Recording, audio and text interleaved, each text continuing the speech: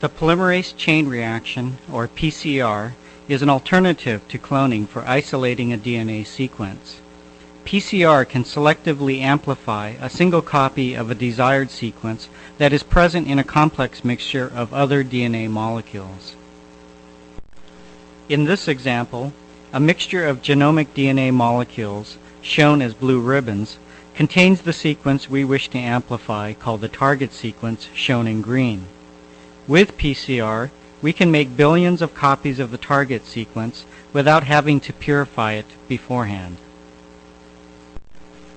In the first cycle of PCR, the DNA molecules are melted by raising the temperature to 95 degrees.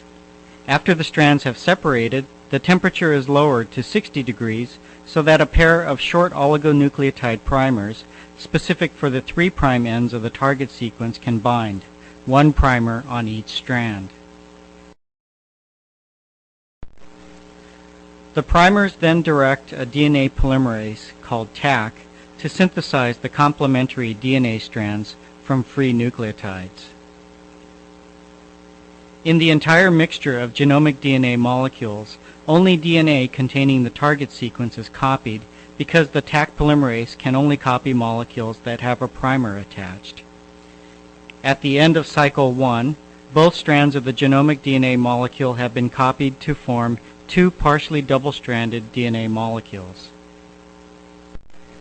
In the next cycle, the same steps are repeated.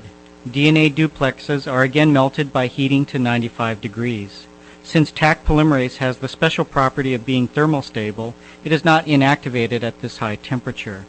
The primers anneal to the target when the temperature is lowered, and the target strands are extended by the Taq polymerase. The temperature can be raised to 72 degrees to speed this reaction.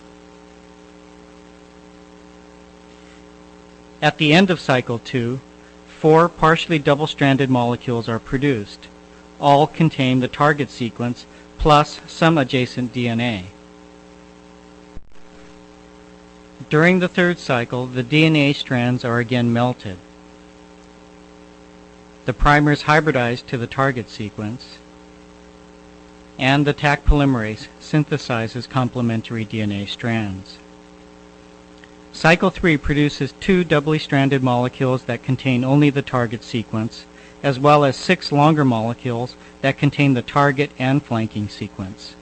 In subsequent cycles, the number of target sequence molecules will increase exponentially. At cycle 4, the DNA strands are melted, the primers anneal, and the DNA strands are copied as in the previous cycles.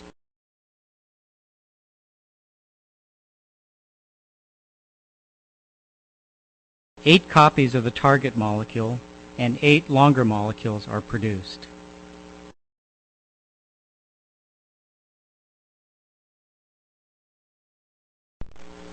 In cycle 5, the heating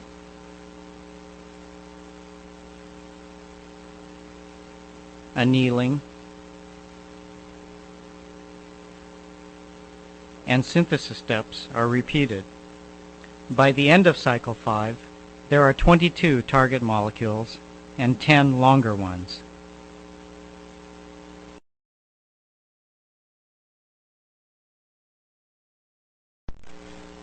The number of target sequences continues to grow exponentially at each cycle.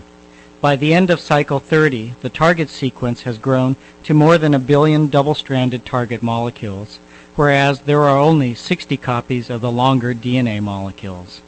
This means that the final product is virtually pure target sequence. Thus, like cloning, PCR selectively generates a large number of copies of a desired DNA sequence from the original mixture of DNA sequences.